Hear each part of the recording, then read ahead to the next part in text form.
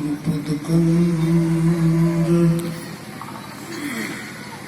कृपा सिंधु नररूप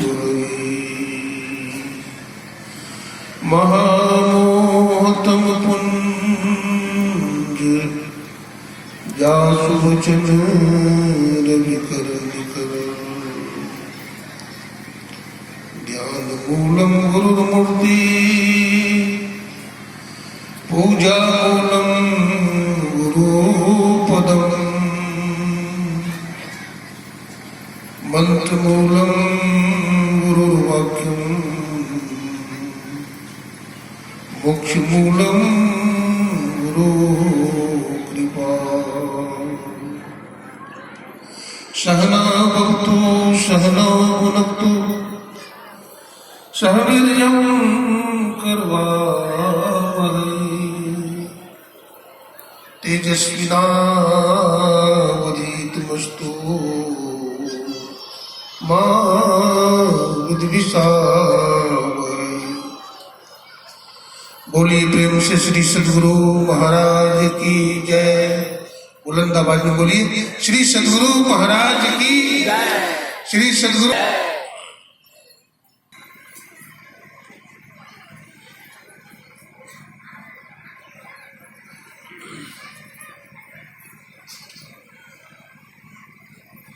आवागमन के चक्र को मिटाने वाले तथा जीव को परमात्मा से मिलाने वाले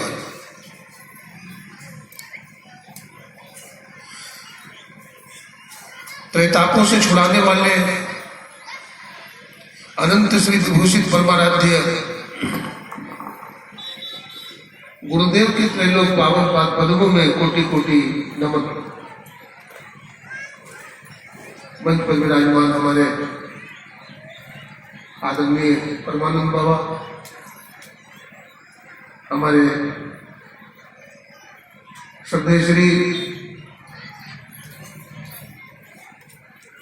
शंभू बाबा,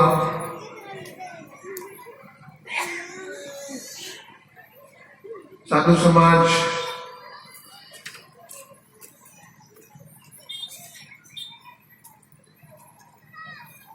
तीर्थों को भी पावन करने वाले गुरु मंगल में साधु समाज,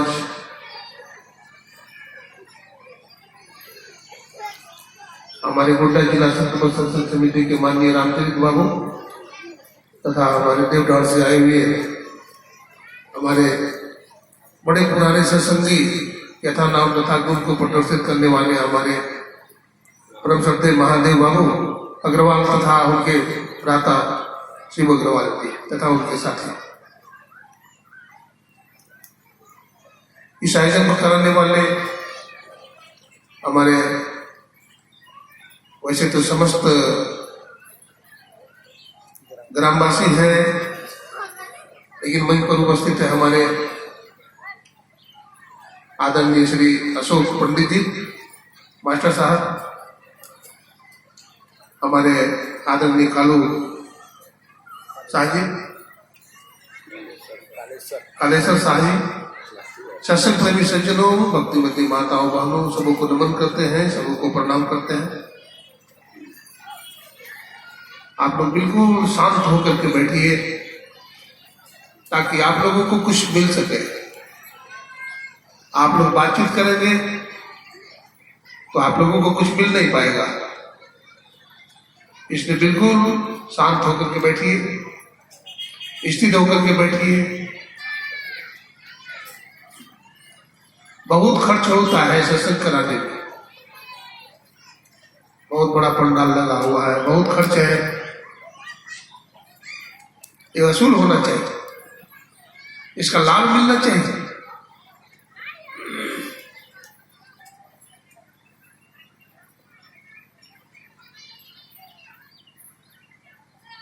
अभी आप लोग रामचरितमानस सार सटीक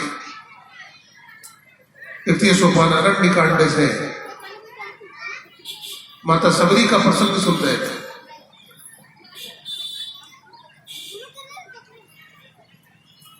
माता सबरी की भक्ति कैसी है? नाम सबरी है,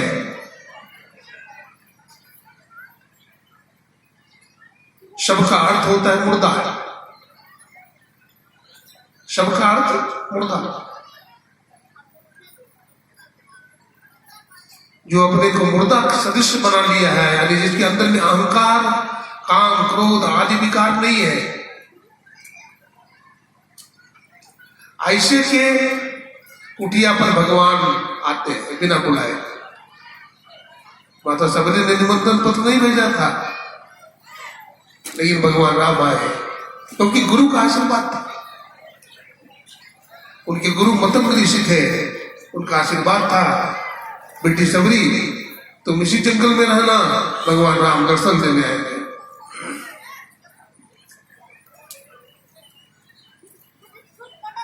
प्राचीन काल में ऋषि मुनि ऐसे होते थे, पूरे सिद्ध होते थे, संत होते थे। आप उपनिषद पढ़िए, बृहदारण्यक उपनिषद है। बृहत मन बड़ा होता है, आरण्यक मन जंगल। जंगल में गुरु और शिष्य का गोष्ठी होती थी। शिष्य प्रश्न करता था, जिज्ञासा करता था और गुरु जवाब देते थे। छांदोग्य उपनिषद है।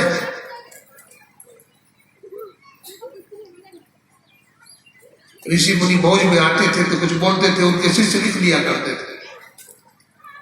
वो बड़ा प्रभावकारी होता था। वो संत अपने मौज में बोलते थे, कोई कथा नहीं बोलते थे। वो भागवत की कथा और राम कथा, फलाने कथा ना, मौज में बोलते थे, अपनी मस्ती में बोलते थे। तानसेन गाते थे राजा के दरबार में, लेकिन उनके गुरुदेव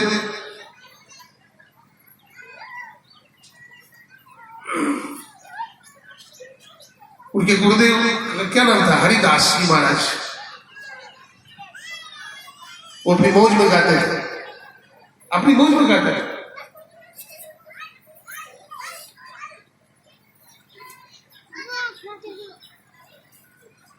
भक्ति का प्रसंग सुन रहे हैं। भक्ति का अर्थ होता है सेवा, समर्पण।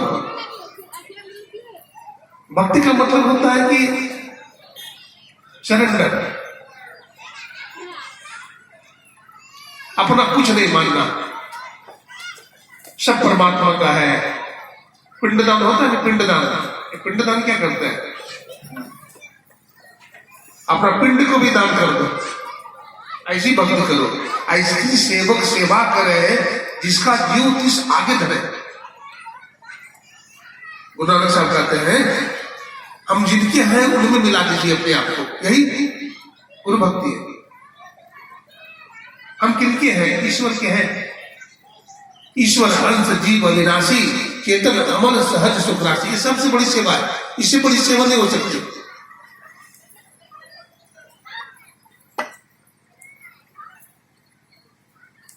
हमारे गुरुदेव कहते हैं, जीवात्मा प्रभु का अंश है, जैसा अंश नम को देखिए, घटमट प्रपंचन जब मिटे, नहीं अंश करना चाहिए।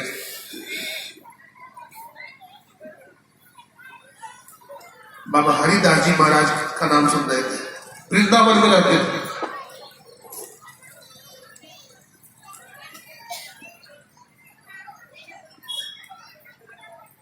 अब वृंदावन में रह करके भजन करते थे, झाड़ी में झोपड़ी बनाए थे, झाड़ी में।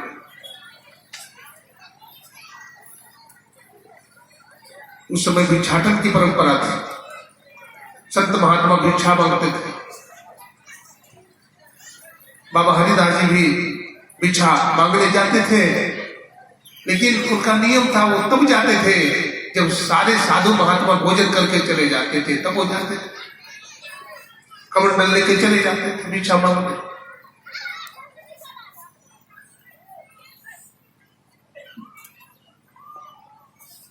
सब महात्मा लोग भोजन करके आ गए।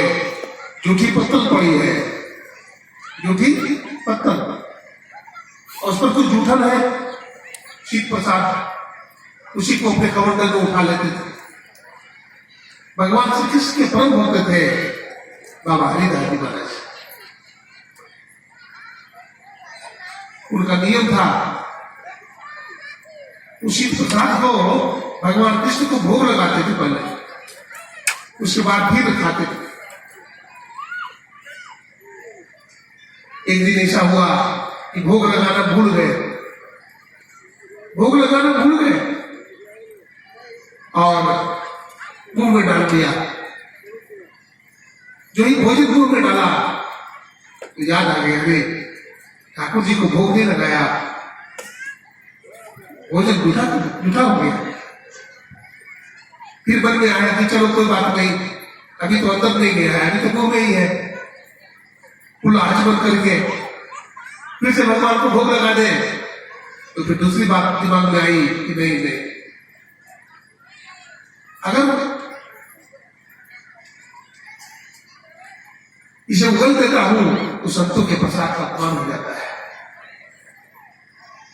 अब अगर निकल जाते हैं तो भगवान को भोगने लगा और उगल देते हैं तो संतों के प्रसाद का अपमान हो जाता है। अब न तो भोजन को उगलते बनता है, न तो निगलते बनता है।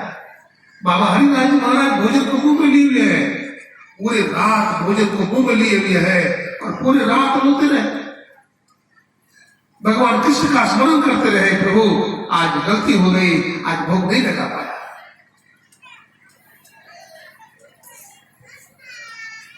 सांप और छुछुंदर को देखे हैं आप? सांप अगर छुछुंदर को निकल जाएगा तो क्या होगा? सांप अंधा हो जाएगा, और अगर उगल देगा तो मर जाएगा, निकल जाएगा तो मर जाएगा, उगल देगा तो अंधा हो जाएगा। ऐसा कुछ तो जैसे सांप की हाल हो जाती है, सांप छुछुंदर की, उसी तरह से बाबा हरिदास जी महाराज की हाल हो गई। न तो उगलते बनता है, न तो निकलते बनता है। पूरे रात बीत गई, सुबह में प्रातः काल भगवान श्री कृष्ण प्रकट हो जाते हैं।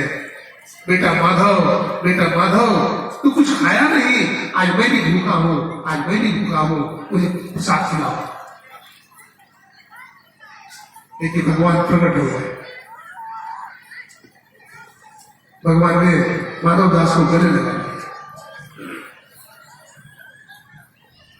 हम ऐसी भक्ति करें कि हमारा इष्ट प्रसन्न हो जाए। अपने इष्ट को प्रसन्न करना भक्ति है। हम ऐसी भक्ति करें, गुरु महाराज हमारे प्रसन्न हो, हम ऐसा कर्म करें, हम अपने जीवन का आदर्श ऐसा बनावे। कई आदर्शों में सत्संग भी एक आदर्श। हमारे गुरु महाराज ने कहा, जहां भी रहो सत्संग करो। सत्संग करना भी गुरु महाराज की सेवा है। ध्यान करो, त्रैकाल करो। सत्संगी भाई बहने त्रैकाल संध्या करते हैं, ये भी गुरु की सेवा है।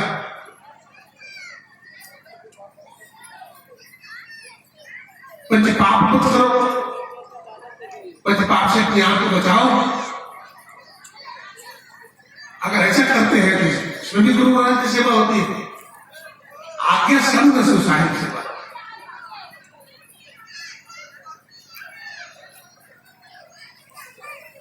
गुरुदेव की आज्ञा का पालन के समान और कोई सेवा नहीं।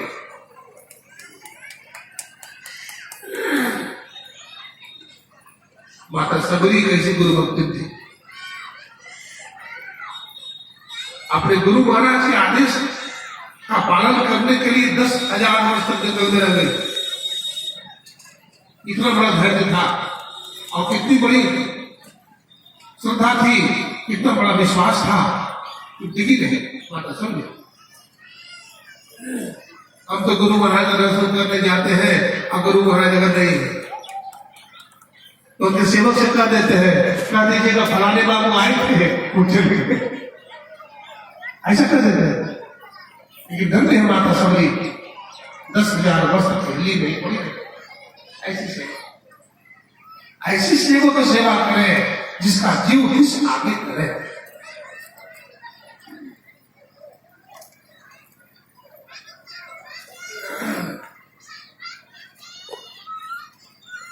अब भगवान श्री राम माता सबरी की कुटिया पर पहुंचे।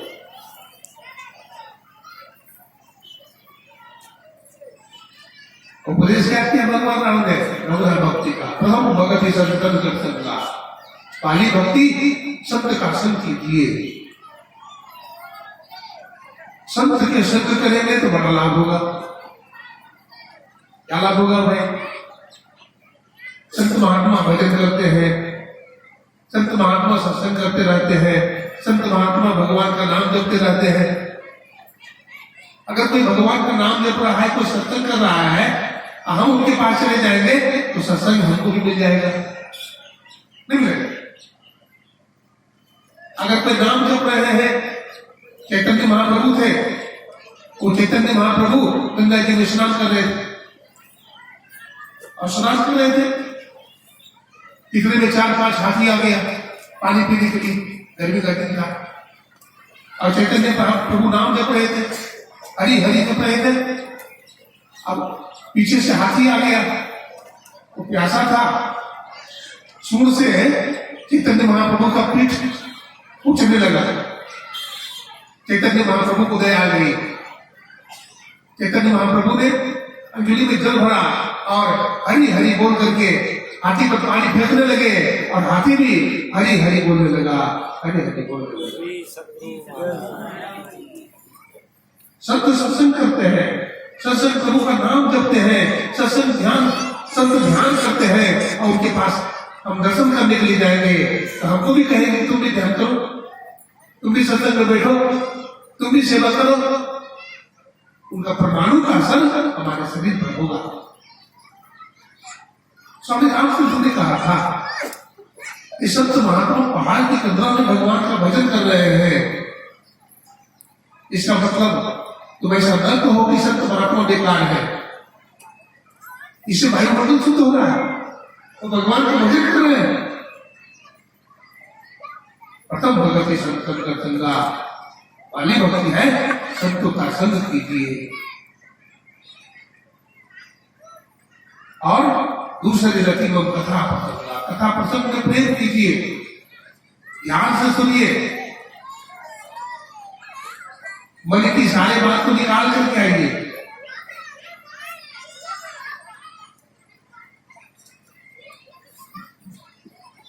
कुआं से पानी निकालते हैं आप लोग शांति बना के बैठिएगा तो हमारा भी मन करेगा बोलने का, आप लोग सुनिएगा तो वक्ता का श्रोता के वक्त सुनिए, दोस्त से सब लगाइएगा तो जब हम सुन पाएंगे ना हम सुन पाएंगे।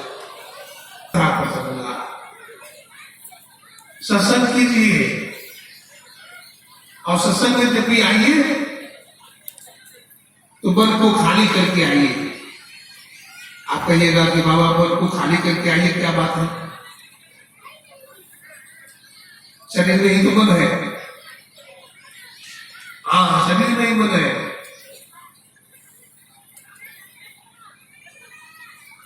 मैं एक उदाहरण देता हूं, कुआं से पानी भरते हैं ना, कुआं से पानी भरते हैं तो क्या करते हैं?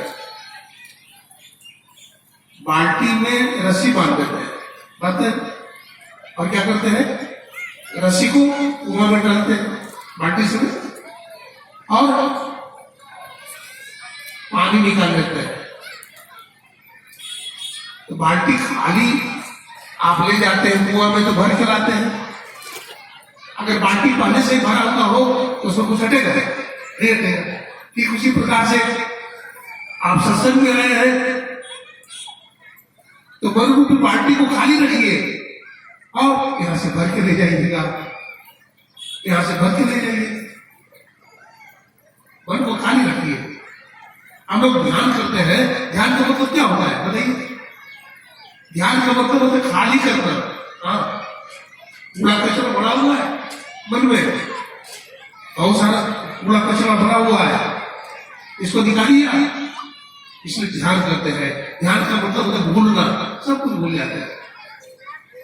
कभी कहते हैं ध्यान शून्यगतम मन, ध्यानम निर्विषय मन, शून्यगत मन को ध्यान करते हैं, शून्यगत मन को निर्विषय मन को ध्यान करते हैं।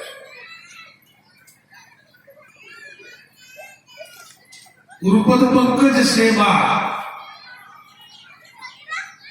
गुरु महाराज के चरण कमल की सेवा करना तीसरी भक्ति है।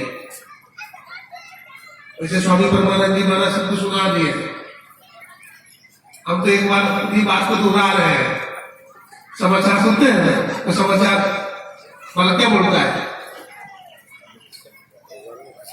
आप मुख्य समाचार एक बार फिर सुन लीजिए। तो परमात्मा ने सुना दिया है तो मुख्य बात को सुना रहे हैं। हमारे शंभू बाबा भी बोल चुके हैं नवरावती पूरे, एक बार उसी बात को सुनी बात को फिर से सुन लीजिए संक्षेप में। गुरुपद पंकज सेवा, गुरु महाराज के चरण कमलों की सेवा करना तीसरी भक्ति है। तो चरण की सेवा मतलब चरण दबाते रहे।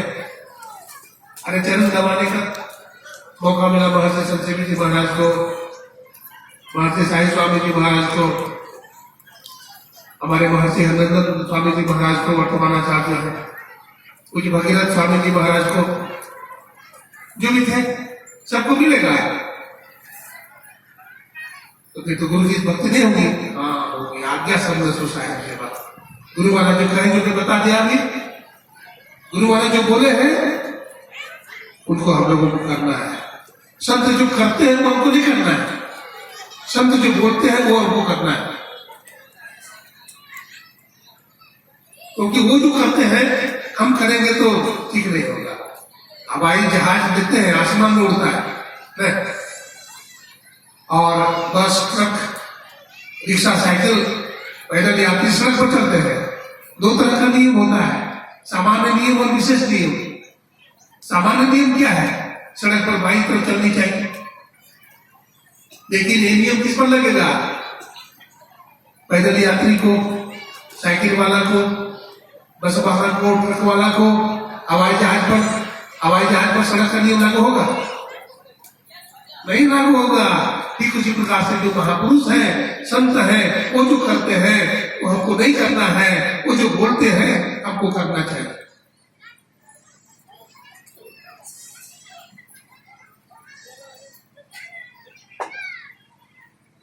गुरुपद पंकज सेवा, गुरु महाराज के आदेश पर चलिए, उनके आदेश का पालन कीजिए। और पालन कैसे कीजिए, अमानी होकर के करिए, गुमानी होकर के नहीं करिए, अमानी। संत मिलन को जाइए तज ममता अभिमान, अब जो पग आगे धरे कोटि यज्ञ समान। ज्ञान यज्ञ है, इस ज्ञान यज्ञ में भक्ति की प्रधानता है। इस ज्ञान यज्ञ में ज्ञान ही क्या बड़ा है, क्या ज्ञान बड़ा हुआ है? ज्ञान ये बड़ा है कि आप लोग सत्संग कर रहे हैं, आप लोग संतों की वाणी सुन रहे हैं, आप लोग में कितना प्रेम है, एक जगह बैठे हुए।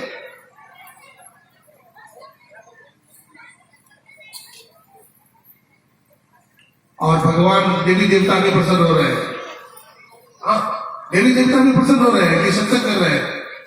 इंद्र भगवान, सभी देवी देवता आते हैं सत्संग सुनने के लिए, हनुमान जी महाराज आते हैं।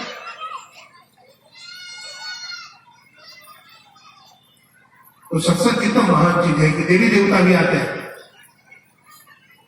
लेकिन देवी देवता भोगी होते हैं, देवी देवता भोगी होते हैं, वो विषय भोग में लगे रहते हैं, वो भी मनुष्य का शरीर पाना चाहते हैं, लेकिन उनको नहीं मिला, हमको मिला हुआ है। हम कितने भक्त थे, अब फिर भी हम न सुने, फिर भी हम ध्यान भजन न करें। हमारे गुरु महाराज ने कहा, ध्यान भजन हीन नहीं होना प्रभु धन। जो ध्यान भजन से हीन आदमी है उसको प्रभु का धन नहीं मिलेगा। को कहा भय सुभक्त पढ़ी गाय मात्र मन, चित्त अति चंचल विषय गत केवल, सप्रेम भजन बल पाबु न साधन निर्म। ध्यान भजन साधन करुचित आपन तन। ये अपने अंदर भजन करिए आप,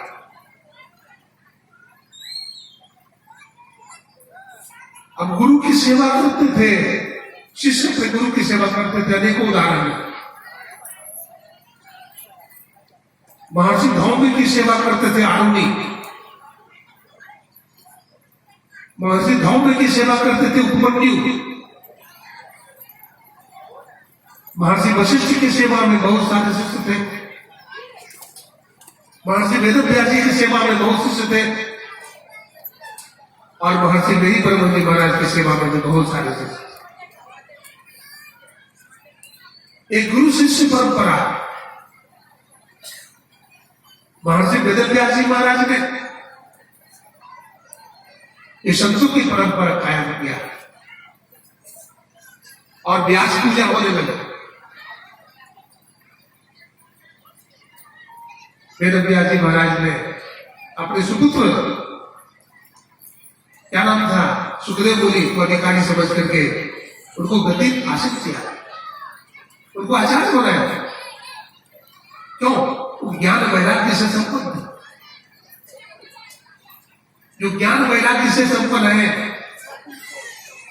वही गति के अधिकारी होते हैं, क्योंकि वही सही निर्णय ले सकते हैं और उन्हीं की वाणी में इतना दम होता है कि शिष्य पर असर भी होता है। वर्षा तो सभी जगह होती है, लेकिन पानी कहां टिकता है बताइए? गड्ढा। वर्षा सभी जगह होती है, लेकिन पानी टिकता है गड्ढा पर।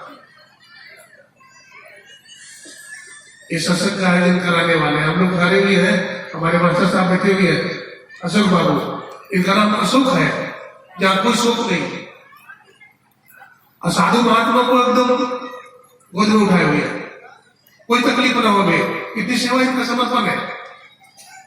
बहुत सारे हम वॉलंटियर हैं, नाम नहीं जानता, हमारे मुकेश बाबू, सबका नाम नहीं जानता, लेकिन सब श्रद्धालु है, सबने बड़ी श्रद्धा है। आप लोग की श्रद्धा इसी तरह से बनी रहे सत्संग के प्रति, गुरु महाराज के प्रति, तो कल्याण निश्चित ही होगा। इसी ज्ञान का प्रचार, इसी सत्संग का प्रचार, इसी भक्ति के प्रचार करने के लिए साधु महात्मा या तो भ्रमण करते रहते हैं, कोई प्रयोजन नहीं। अगर वो चीज हमने नहीं है तो बांटेंगे क्या? ज्ञान का बल नहीं है, सत्संग नहीं करते हैं, स्तुति विनती नहीं करते हैं, सदाचार का पालन नहीं करते हैं, तो हमसे क्या सीखेंगे लोग? हमसे क्या सीखेंगे लोग? इसलिए सबसे पहले अपने आप को मजबूत बनाना चाहिए। मैं गुरु शिष्य की परंपरा पर बोल रहा था। गुरुपद पंकज सेवा तीसरी प्रगति हवा। छत्रपति शिवाजी ने अमानी होकर के अपने गुरुदेव की सेवा किया, समर्थ रामदास जी महाराज।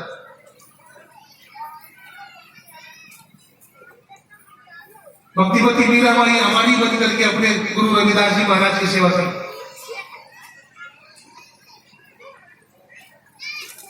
बाबा धर्मदास जी महाराज ने अमानी होकर के अपने गुरु की सेवा की। स्वामी दयानंद सरस्वती ने अपने अमानी होकर के अपने गुरुदेव गुरुदयानंद स्वामी की सेवा की। अमानी हो गए। अरे भगवान ने हमें बहुत धन दिया है, बहुत संपत्ति दिया है, तब ये नहीं समझे कि आओ गरीबों ले लो, कम्बल ले लो, चादर ले लो, अन्न ले लो, ऐसा ना। पुरुष सेवा के अंदर एक अहंकार पैदा हो जाएगा। आप ये समझे कि भगवान ने हमको दिया है और हमारा धन सेवा में लग गया। प्रभु की कितनी कृपा है कि हमारे धन को सेवा में लगा दिया। अगर ऐसा समझेंगे तो आप निष्काम हो जाएंगे, अगर ऐसा नहीं समझेंगे तो आप अंदर अहंकार पैदा हो जाएगा।